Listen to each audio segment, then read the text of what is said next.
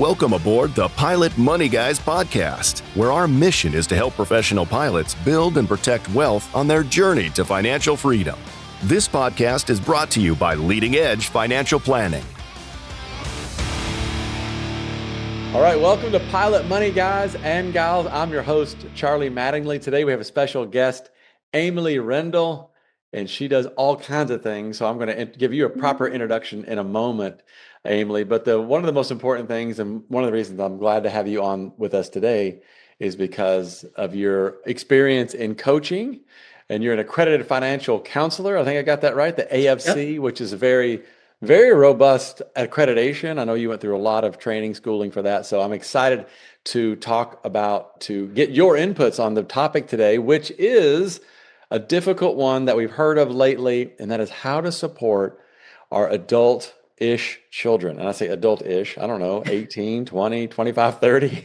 It could be 40 or 50. I know, because I think there's a very distinct way to think about, my kid's 10, let's do some fun projects. And we might allude to a couple of those today, but really, I'm starting to see it, Amelie, you might too. Our clients I know are like, man, I've got some young adults and I want to know how to help them, because maybe I don't need to wait till they're 75 for them to inherit this wealth. Maybe I could help them now. So that's the crux of our topic today, or the meat of the mission, as we say, Amelie. I'm excited to get into that with you and hear your inputs as well. Yeah. And it's interesting. Just saying that now makes me think it doesn't necessarily even have to be the children. It could be to grandchildren. So the generation skipping idea. So I think whenever we say parent, think potentially grandparent as well. I know. That makes me nervous just thinking about it. Like my parents giving money to my kids makes me like, I'm high alert. But anyway, we'll talk about that more. And this podcast is brought to you by Leading Edge Financial Planning. The podcast mission, Amelie, I've said, is to deliver actionable ideas, simplify the complex, and cut through financial noise to help everyone build a mindset for financial and life success. And we love the mindset. We were just talking about that. We're going to talk about today 7 mindset things to think about, 7 right frame of mind, if you will, to be in when you try to help adult children or grandchildren, and then 7 practical steps. I think 7 is the right number. If not, I think it was 7. Make up a couple as we go. But anyway, so hey, if you're listening to this podcast, go open your podcast wherever you get them on your phone. I'm sure you're probably using right now. Scroll to the bottom. Rate and review. We really appreciate that. I want to thank specifically my good friend Cosmo. Thank you for giving us a rating there. We appreciate that. That just helps us to reach more people. Also, Gina goes by Gina, this nickname not taken, which is very clever, I think. So thank you. Thanks for the rating and review. And again, just helps us to reach more people. So we appreciate that. And also in the same area, if you open up your phone, wherever you're looking, scroll down, select the episode, and then you'll see the Pilot Wealth Index to find out if you are on track for retirement. Check that out, take it. We will see that. We won't spam you, of course, but we will, if you want us to respond or if you have any questions about that, let us know. We're happy to share any inputs as you take that Pilot Wealth Index to see if you're on track. Are you thinking about the right things, on your way and on your path to financial freedom? All right, Amelie, that was a lot. Yeah. But I think we're through that now. We often talk about questions from the flight deck. And so the only thing I can think of right now, Amelie, and I've been overwhelmed with, as you have and our team has here at Leading Edge, is like SpaceX. That's all we're hearing now. Yeah, we put a lot of thought into this. We've put a lot of research into this. Our chief investment officer and oftentimes guest / co-host on this podcast, Andy Christopher, has put a lot of research into this one in particular. And it's not as cut and dry. I'll just say this. We've got material coming out you're helping us with. It's not as cut and dry as if I get in on this IPO, I'm going to be wealthy. I mean, it's just not. Yeah. It's just not the case. It doesn't. Unfortunately, it's not that simple. But it feels like to me, Amelie, that's the sentiment. Like, I got to get on this. Clearly, I'm going to get rich. Like cryptocurrency, right? People get excited about something and other people talk about it and they say, this is the next best thing. You got to get in on it. And in reality, it might not be the right thing. Yeah, you might not. We don't know. It's not quite that cut and dry. I just want to state the obvious, I guess, for people. But oftentimes the price gets bid up way beyond, maybe the true value. And it could take years. We've said that before. We'll have another video coming out. So just, I don't know, Amelie, what YouTube, you help us with our content. So that's why I'm referring to Amelie in case people don't know, but it's going to be on YouTube. Andy Christopher is going to talk about it. So check that out as well. Yeah. By the time this podcast comes out, the video will already be out. There we go. Good. That's your self-imposed deadline is what you're doing right there. No. And we did talk about it in our last podcast, Flight 131. We talked a little bit about that in the intro. So check it out. And again, just think through that as well. All right. Amelie, let's jump into the meat of the mission because it's a tough one. And I hope, like all other topics like this, I hope we can do it justice. But let me just kind of start off with the framing. I'm talking to people, and in my own life, I'm experiencing, and children, and not just children. I'll give you an example. I've said this before on the podcast. We've fostered before. We've done that since 2020. In one case, which turns out to be a very unusual case, and I didn't know that, these children we were fostering went back to their mother. We stay in touch with this mother, and we try to help as best we can. And let me just say that if we threw all the money in the world at this person, it may not help. Yeah. You know what I mean? And that's where this stuff gets really hard. It's like, boy, how do I help? How much can I help? And maybe there's some words that need to go along with the monies. Yeah. And some lifelong training, if that would be ideal, obviously. But Amelie, you've got a lot of thoughts. Any initial thoughts come to your mind? Yeah, I mean, I've seen stories, good and bad, on people and giving money to either children or grandchildren, and it can be a blessing, it can be a curse. So it just depends on, I think, how it's done. So, like, I know one particular family had a lot of wealth and saw their friends and what their friends giving, basically letting their kids have everything they ever wanted, and saw the negative impact on them. And so this particular person said, you know what, I'm not going to do that. I'm not going to burden you with that. And so it was actually a blessing. Why can't we have stuff? You have money. Yeah. It was very intentional. So he would give intentional gifts. It was experiences and things with the family instead of like just blanketing, just giving you any money that you possibly want. So I think there's a good ways to give, and there's ways that maybe aren't as helpful as you think they are. Oh, absolutely. Yeah, this is a tough one. And I think communication always has to come along with it. About why you're giving, why you're spending the way you're spending, if they're still in the house. But, yeah. Amelie, one of the things that's interesting is we think about giving from like, oh, my young adult child needs this. Maybe they're struggling. Maybe they're going through some hard times. But maybe they're very successful and you still want to give. Yeah. And that's okay. That's great. Absolutely. And I hope everyone's children are very successful. You know what I mean? But then you kind of go, well, now how do I do it? They're doing really, really well, but we'll talk about those. So it doesn't have to be someone because they're in desperate need of your monies. But so we think about that a lot. All right. Well, let's jump in. We've got 7. Are we ready to jump in, or did you have some other intro? No, let's jump in. My brain already had gone there. That's right. We're ready.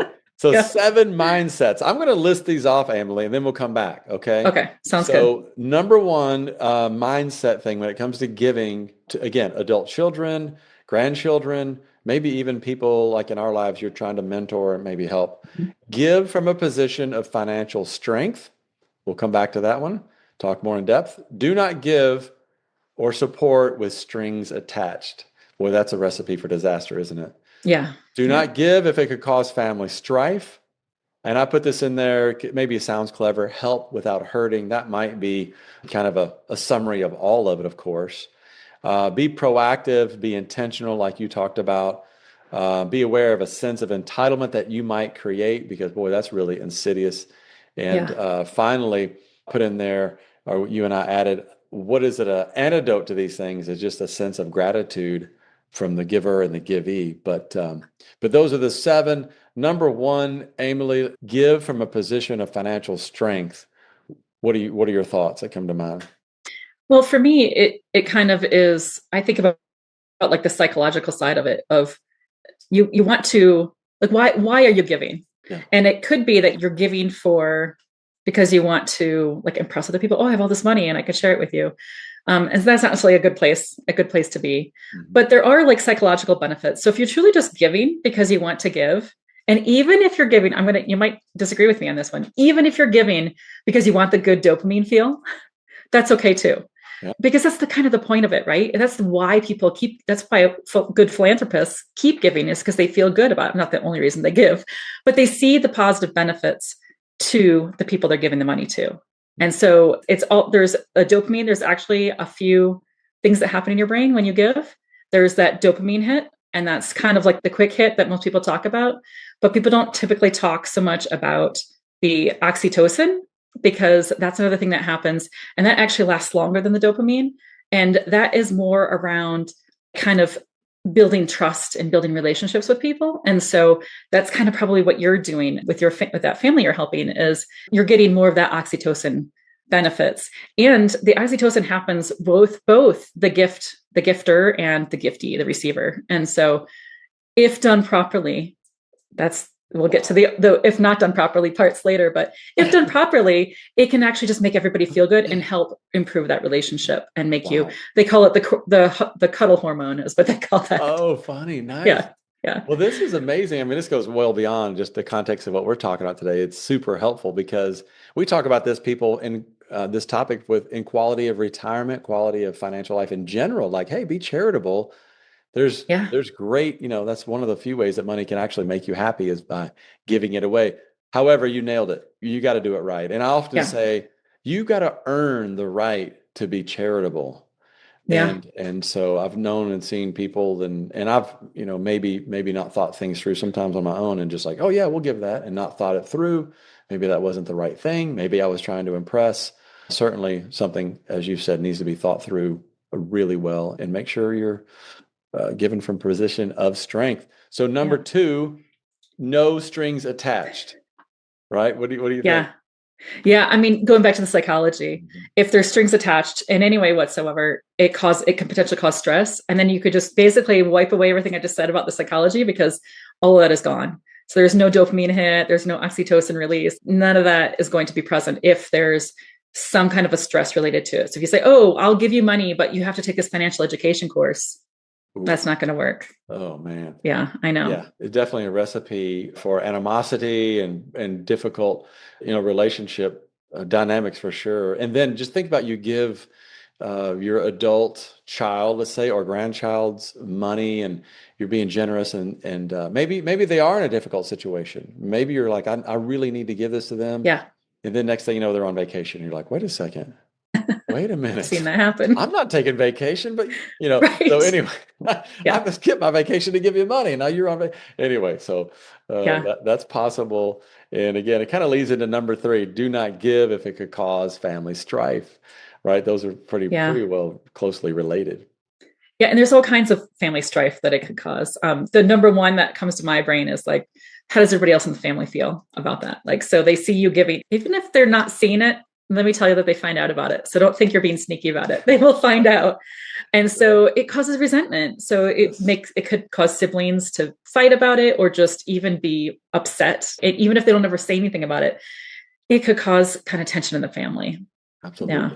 Amelie, let me ask you this. What do you think about, I've heard some folks say before, like, okay, I've got Jimmy and Johnny. Jimmy's doing great. Jimmy's super successful. His kids are doing great. I'm not giving him anything. Johnny's in a world of hurt. I'm giving him everything. I'm maybe exaggerating a bit, but you get the idea. You're not. I've seen that happen. What do you think? I've seen it happen in my family. Yeah. I don't know. It happened in my family. I'm not going to say who, but the siblings don't really talk anymore. And that's part of the reason why. There's more to it than that, but that's part of it for sure. And yes. And I think there's ways of combating that, right? And that's something we're going to be talking about later, about how to give in a good way. There's ways of kind of combating that, of saying like, okay, maybe this person needs more, but it doesn't mean this other one couldn't use something. And maybe it's different. Maybe it's a different kind of thing. Maybe they care more. Like for me, in this case, I cared more about sentimental value of something. And when the other part of the family got the money and the sentimental items, it hurt, because to me that meant something, and it would have meant something to have that item. Yeah. And so I think there's a way to say like, okay, well, this person could use the cash, but I know you really enjoyed seeing this at my house, and I'd like to gift that to you. So I think there's ways of kind of balancing it. Sure. Yeah. And it's almost, my first reaction is like, oh, I'm getting punished because I I Right. did what I felt like I was supposed to do. But anyway, Yes. I know Yes. bad things happen to good people for various reasons, but nonetheless, that could be really difficult. And it goes into the help without hurting. And one of the little clever saying there, I'm sure there's a book written, but I did a mission trip one time, and it was fascinating because when I showed up in Africa, the first thing you do is go to these villages where there's no water, there's nothing, you can't even imagine. And my buddy and I left, we're like, okay, we're going to immediately buy all these kids' shoes. And the guy was like, nope, you can't do that. You cannot do that. And because, people come over with good, I'm not going to say just Americans, but anyone doing these trips come over with good intentions, big hearts. But that is a recipe for disaster in those situations, because now you've just kind of hooked Yeah. people. You've not enabled them. You've not empowered them one bit as Yeah. much as you're trying to be generous. So that's kind of where I heard that little phrase anyway, but it applies to us as well, right? Yeah. Yeah. And I've seen that even in like something as simple as the parent buying groceries for a child consistently because they don't have a steady income. Right. And so they buy groceries for them. They buy groceries. So, well, what happens? They get so that they expect that. Right. So the next time they don't buy them groceries, guess what? We're going back to the family strife now. Right. We're causing like, well, why won't you buy me groceries now? You used to. And what, you don't love me anymore? Right. So it could cause, you could be hurting them by giving it a certain way versus another way. Yeah. So you just got to be careful about that. Oh, this is a tough one. Okay. I'm going to pose this phrase to you. Okay. And it's going to be a tough one. Ready? Yeah. Things are more expensive now than they've ever been. Inflation's higher than it's ever been. My kid doesn't have a chance. I have to do this. I've heard that a lot lately, especially. Yeah. I think there are ways to help them, but I think you have to think about the long-term purpose and the long-term benefits. If you help them this month with groceries, let's say, right? Because groceries have gone higher than inflation. They've increased higher than the average. Does that really help them in the long term? So does it solve the problem? Because what is the root of the problem here? Maybe they don't have enough income. Maybe their rent is too high, or their expenses are higher than their income. So I think getting down to the root of the problem and helping to solve that would be more beneficial than a one-time fix, because a one-time fix, it's not going to help them for the long term. Yeah. Ooh, that's a tough one. We do hear that a lot, and because it's true, right? I mean, it is. There's a lot of truth in that statement, but I love your answer. Like, hey, let's get to the root of the problem, and let's, there may be some room there for some coaching. Quite frankly, like, we get it. Things have increased. These things are more challenging. It's different for you than it was for me, perhaps. But let's figure out how to do this together without enabling someone and creating that expectation. And it goes into, I remember reading this study, maybe I can't remember what book, but I did kind of look it up again. American Psychological Association talks about we're talking young children, but I think it still applies. Yeah. When you solve all the problems for the kids, regardless of how old they are, and I remember a quick story. My daughter was maybe preschool, maybe kindergarten. She forgot her library book. Right. And my wife called and said, hey, get that library book and take it to school. And I was like, you're going to think I'm a jerk, but I'm not going to do that. We're going to let this play out, and I'm not trying to be mean, but this is a great lesson. And anyway, I wanted her to solve that, to feel that. And when we rob our kids of some of these opportunities, there's some serious psychological side effects, right? Yeah. Yeah. Yeah. And I mean, I think of kind of a practical example of something like with a young adult might be, let's say their car breaks down and they don't have the money saved up for a new car. And you say, oh, I'll buy you a new car. It might help fix the now. Does it help fix the next time? Not necessarily. So I think my example was one way I could potentially think about doing that would be, tell you what, I'll help you with the car. Maybe not the whole thing. Maybe we're going to talk about matching in the future, but I'll help you with the car. But I want you to go look for a car first and find out if you can find an affordable payment, something that works in your budget, that, as a percentage of your income, basically. And so they do the research and they find a car and they say, okay, this is how much my payment would be. Okay, I will, if you take that money, we're creating some strings, but they're not like, They can always stop if they really wanted to, but you're at least setting them up for a future, possibly a better future, which is there's your payment, your monthly payment, say it's $400 a month, put it automatically into another account. From then on, you have no say in what happens to that money, but you're teaching them, this is a way to save for the next car. Yeah. And so you've taught them that. You said, you move that money over, I will help you buy that car. And now next time you need a new car, you're going to have the cash for it. Yeah. Now you can't continue to like say, hey, how's that account coming? Right. So you've got to cut that string. You're just teaching them, this is a good way to save for a new car, but still, you could still help them in that way. So if it's something that it's an emergency, the only way for them to work is to have a car. So there are cases when buying a car is an emergency. Yeah, absolutely. These are tough ones. No cut and dry, clear cut answers on some of these, right? No, but I love the techniques you're talking about. From that study, I want to just read this little blurb because it's pretty powerful. It says, when children are not given opportunities to solve their own problems, they miss out on critical development experiences that build self-efficacy. The belief that they can handle challenges and achieve goals. Without this sense of ability, they may develop low self-esteem, low perceived competence, which can lead to hopelessness and disengagement. Those are two very powerful words, hopelessness and disengagement. Holy cow. Yeah. Now clearly you hope you get this stuff at a young age. I'm not sure the ability of somebody's 35 to have really much of an impact here, but maybe younger. Right. So I just wanted to read that because it's so powerful. Yeah, because I guess you probably see adults. I hope I'm not raising my children wrong. You're making me think about it. But you could probably see adults with the same problem where they haven't really learned that. And maybe they are to this point where they don't have those life experiences where they learned self-efficacy. And so do you teach them now? Is now the right time? It's hard. I know I've seen that in families where they've had to learn their lesson late in life. And it can happen, but it's a lot harder. Yes, there you go. That's what I was going to say. It's way harder. And that's why I'm a ruthless jerk to my young children. I'm just kidding. And they'll thank you later. That's right. They'll thank me when they're 45, maybe. I tell my kids all the time, you're going to thank me later. Absolutely. Yeah, hopefully.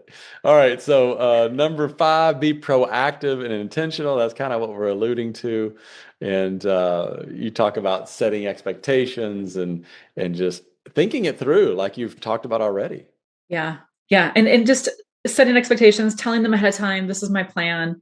And so that they kind of know, what's coming, but also I think you got to be careful about the expectations though, that you truly mean, yes, I'm going to help you with this, but that you're doing it in a way that's also teaching something. And I think that's really the important part. No. And that's the hard part. It is the hard part. Lots of communication. Again, we'd love to see these tackled earlier on, but today we're tackling the tough subject of helping somebody in their 20s, which gets just much more challenging. I like this one because the people that we're talking to on this podcast, our clients at Leading Edge, most of them are going to be first-time millionaires, first-generation millionaires. So they were raised a certain way. Their children are going to be raised very differently. And so you will be in a position to help your adult children. So you got to have a game plan for that because you don't want to just all of a sudden come upon you and like, oh, here we are. We have the funds or, it's different than when we were kids. And so how are we going to handle this responsibly? Yeah. And like, I think you put in here too, is you don't want to be reactive. Yeah. Because then you're more likely to make mistakes and not truly be helping them. Yeah. If you're being reactive about it. Yeah. Absolutely. Yeah. Some of this, by the way, I think number 6, beware of a sense of entitlement. Yeah. I saw this in a great article in the White Coat Investor. And let me give the proper credits here in a minute because they wrote a couple really good ones. We're just going to talk more about that, but it's how to help your child buy a home. We'll talk to a few of those bullet points in a minute. It applies to almost every other thing though. Jim Dahle, I don't know if I'm pronouncing his name correctly, but Dahle, White Coat Investor. Check it out. It's a really good article, but he talks about this, this idea of just creating a sense of entitlement and how to combat that as well. But I don't know, Amelie, what are your thoughts there? Yeah, I mean, I think that's I said that earlier about the creating entitlement. Like it's going to cause problems in the family. So you definitely want to be careful about that. Yeah. And so one of the things that I read related to that was in The Millionaire Next Door. And one of the things they said was that it's easier to spend other people's money than money that was self-generated. And so people that were gifted money tend to spend the money on like extravagance and keeping up with the Joneses, basically. And people that made their own money tended to be more careful about what they spend money on, which kind of makes sense, right? It's not my money I'm spending. And so I think you're creating like a dependency. Like if you're gifting regularly, then if, some parents will give the max allowed by the IRS without tax implications, and they would do that yearly. And the problem is those kids just became dependent on it. And so they would be living above their means. And so their income might be $50,000, but they're spending like $70,000 but they need it. And so they've got a higher mortgage payment, a higher car payment. And so if they don't get that money some year, if something were to happen and they didn't get that money, they would be in trouble. So it's really not helping them at all.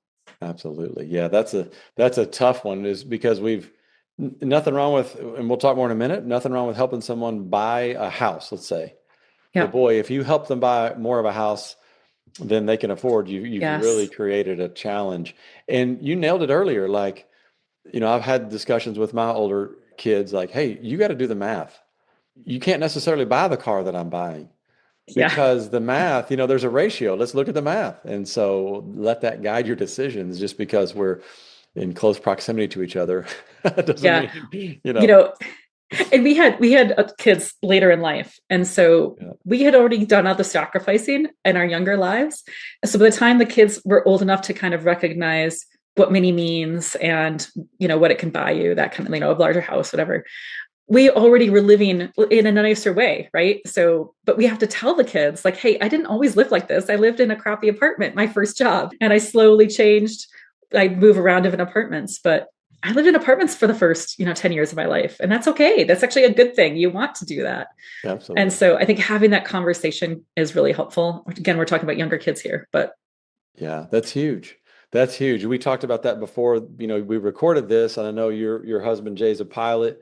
And we talk about, I've heard some of our pilot clients say, hey, my kid wants to be a pilot. And I go, why?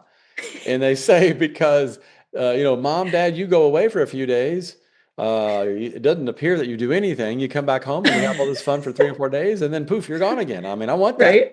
You play golf all the time in your home, but so like you said, they don't see the grind that a lot of people we're talking to went through, whether that be early on in the military or early on at a commuter airline, making next to nothing. So yeah, that's pretty incredible. Finally, on the mindset stuff, this is powerful. This is, the best one. Exactly. A sense of gratitude can be the antidote to the sense of entitlement. And, they wrote in the book, as far as the best antidote to the poison of entitlement is gratitude. Common ways to give thanks range from social media posts to lavish gifts for parents. Our gratitude should also be evident in our financial plans through generosity of time and money. For example, equity in my current apartment will be a significant part of my down payment, or even a cash offer for my future home. That's from that article online that I referenced with White Coat Investor. He was talking about the gift that he got from his parents, and he's just showing gratitude for that gift and not going, hey, this is all me, everybody, knowing that he got that a good gift to get him going, which is a great thing if done in the right way. So.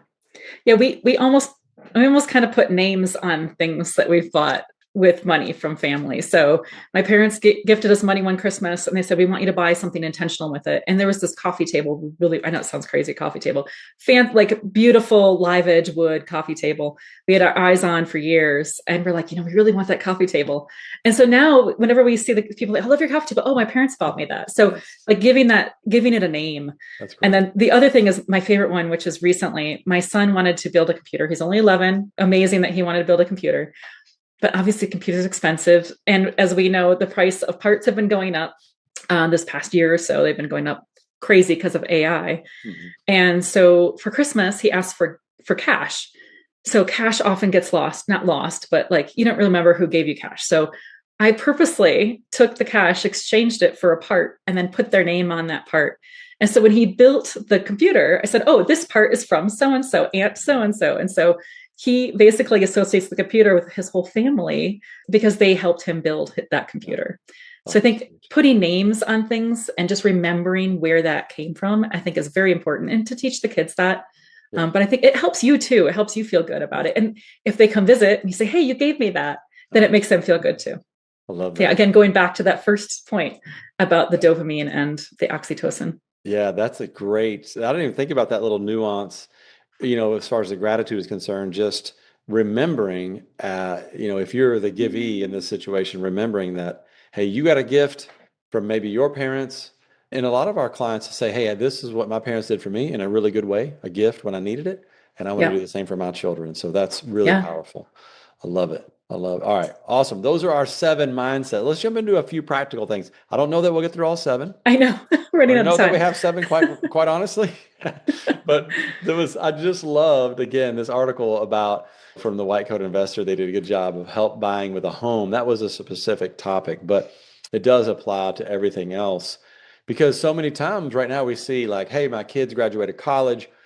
Maybe they're in this transition. They're looking for a job. And oh, by the way, the job market right now, I was talking to a tech guy in the gym this morning. He's like, hey, he's in his 30s. And he's like, hey, we're still looking. We might have to move out of our area. And so, those times will come and go. But right now is a good example. They might not get a job immediately, and they might need some help. And there's an appropriate way to do that.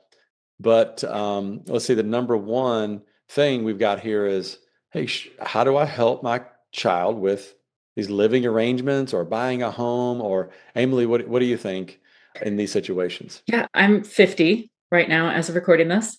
And my husband, he's also 50. He remembers his grandparents buying him furniture for his first apartment.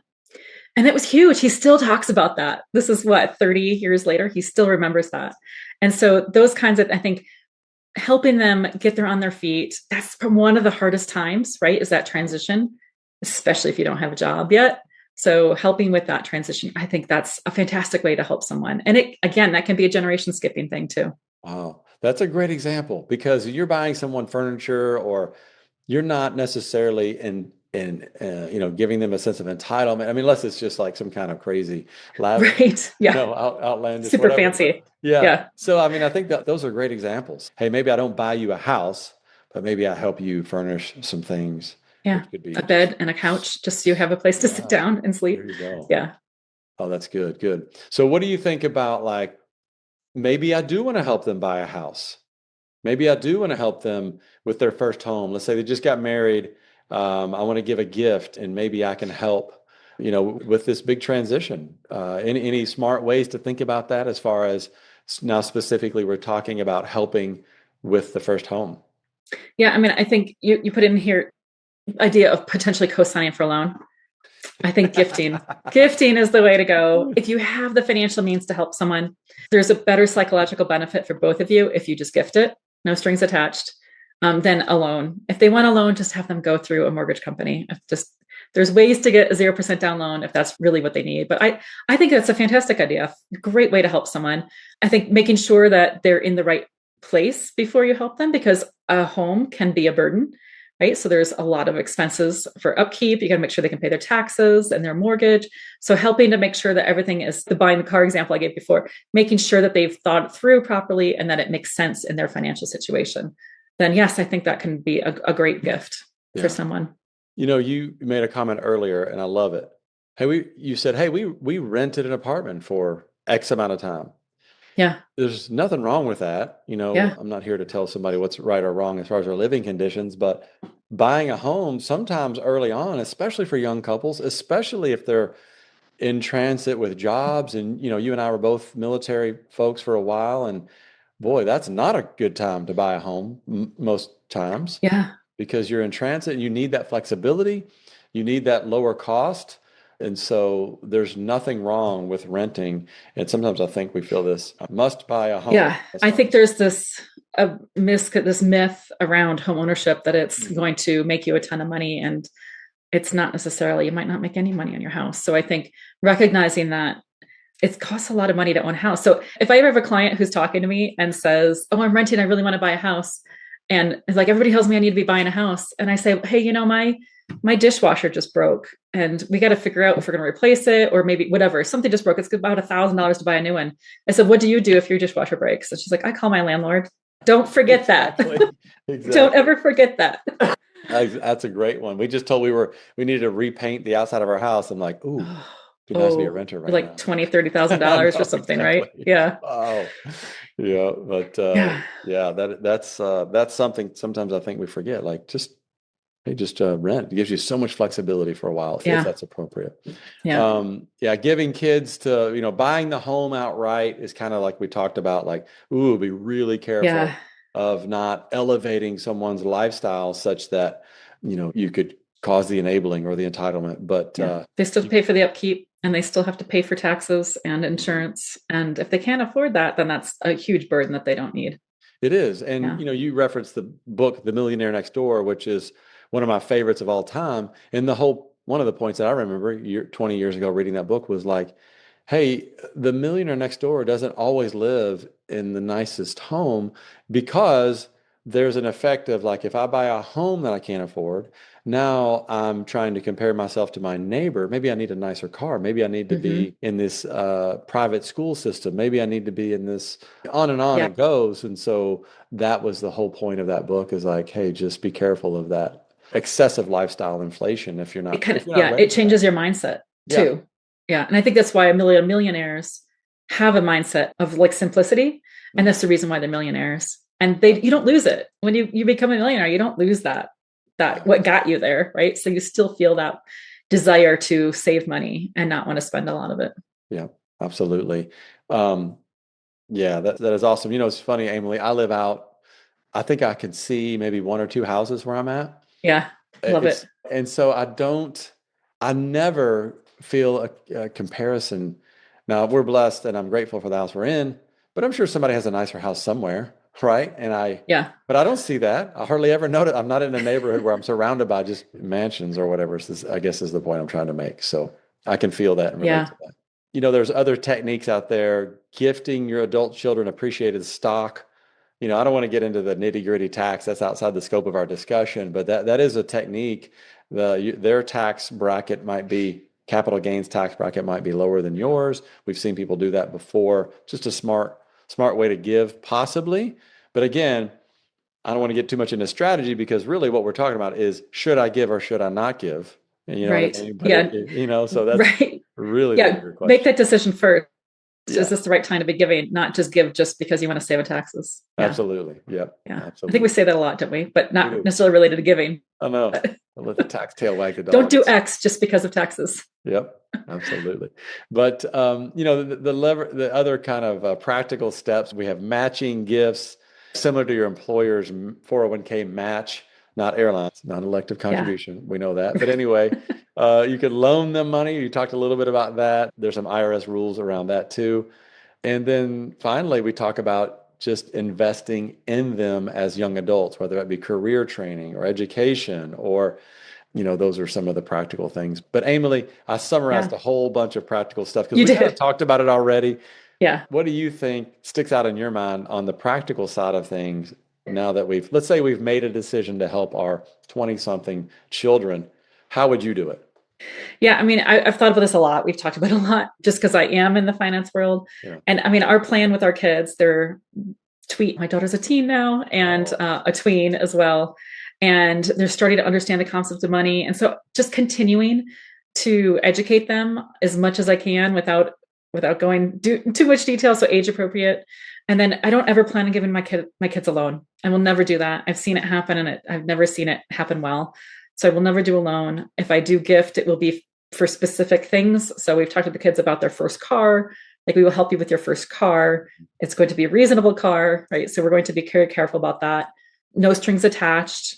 And then we will help with college, mostly because we already have GI Bill and such other money is saved up. And then I think I just love the idea of that matching the gift. So if you save up for a house down payment, we will help match that. I might not tell them exactly how much we'll match that. I think the key is that I want them to do the research, because that's the learning opportunity.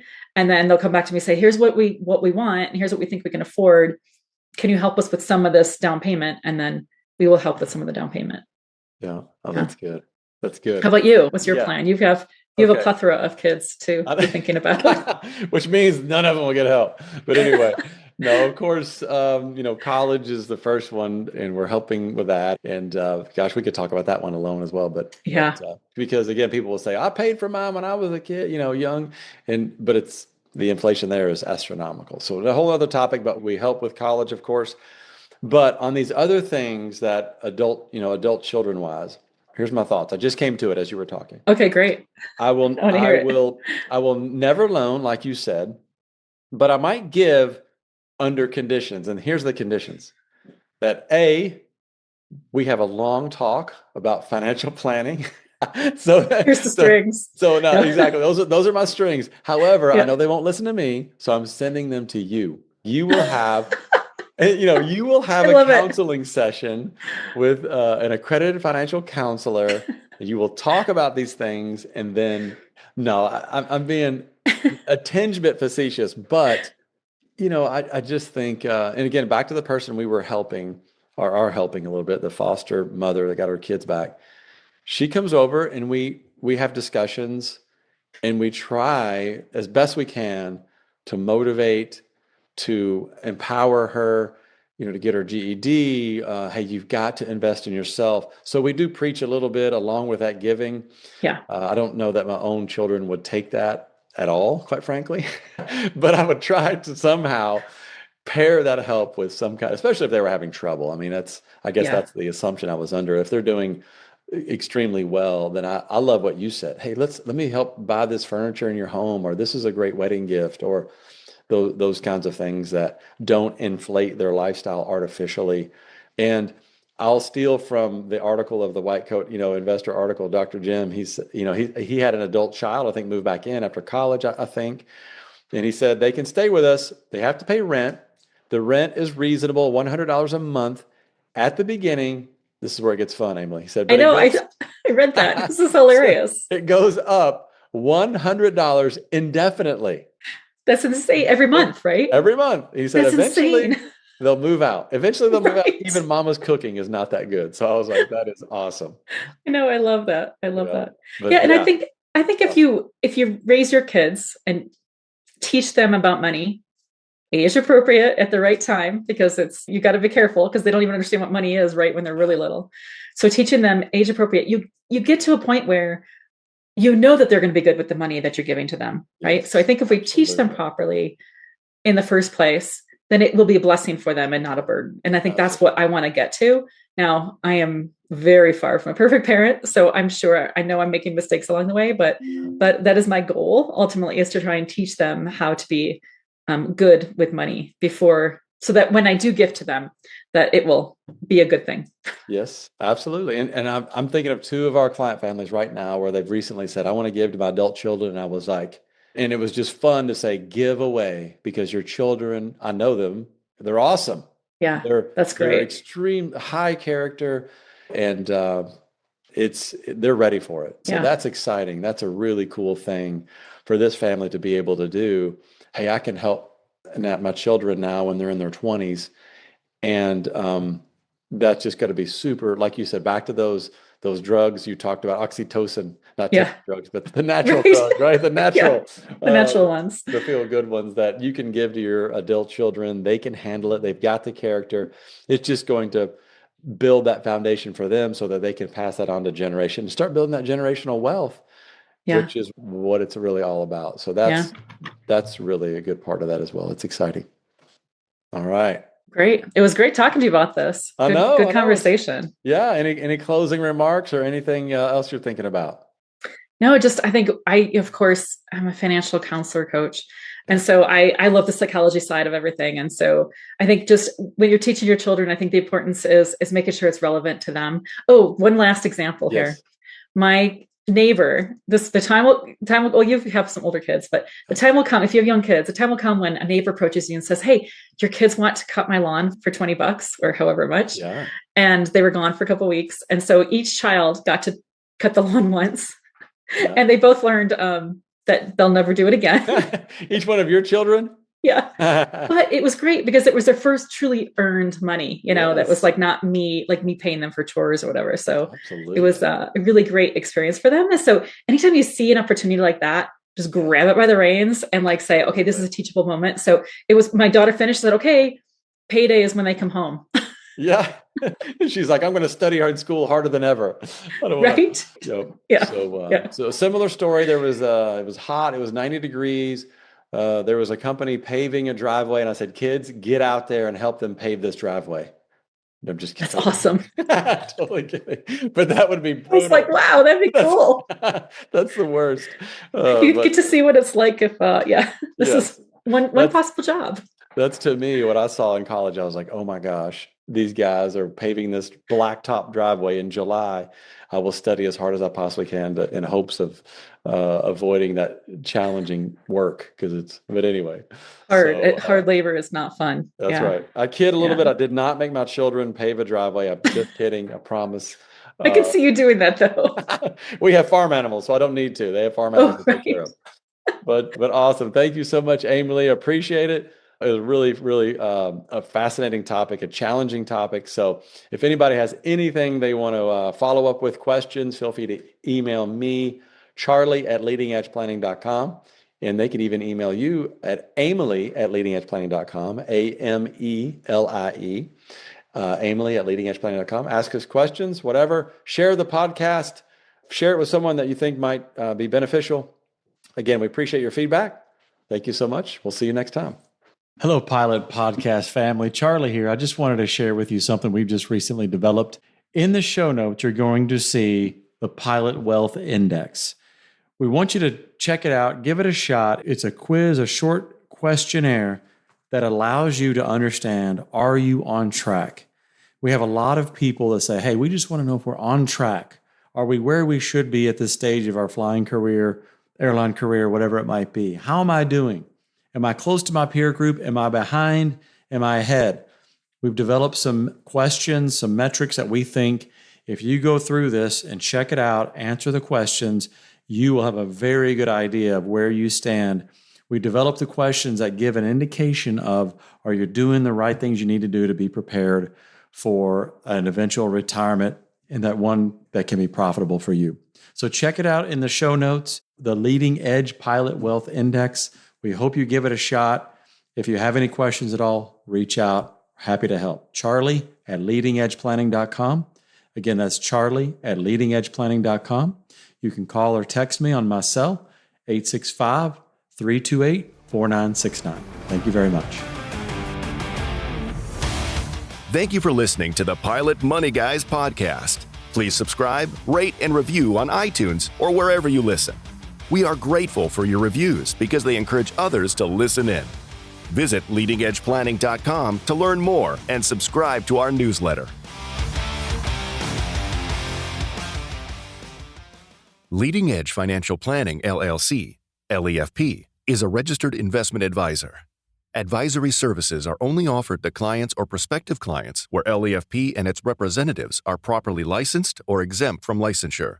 For additional information, please visit our website at www.leadingedgeplanning.com. The information provided is for educational and informational purposes only and does not constitute investment advice, and it should not be relied on as such. It should not be considered a solicitation to buy or an offer to sell a security. It does not take into account any investor's particular investment objectives, strategies, tax status, or investment horizon. You should consult your attorney or tax advisor. The views expressed in this commentary are subject to change based on market and other conditions. These documents may contain certain statements that may be deemed forward-looking statements. Please note that any such statements are not guarantees of any future performance, and actual results or developments may differ materially from those projected. Any projections, market outlooks, or estimates are based upon certain assumptions and should not be construed as indicative of actual events that will occur. All information has been obtained from sources believed to be reliable, but its accuracy is not guaranteed. There is no representation or warranty as to the current accuracy, reliability, or completeness of, nor liability for, decisions based on such information, and it should not be relied on as such.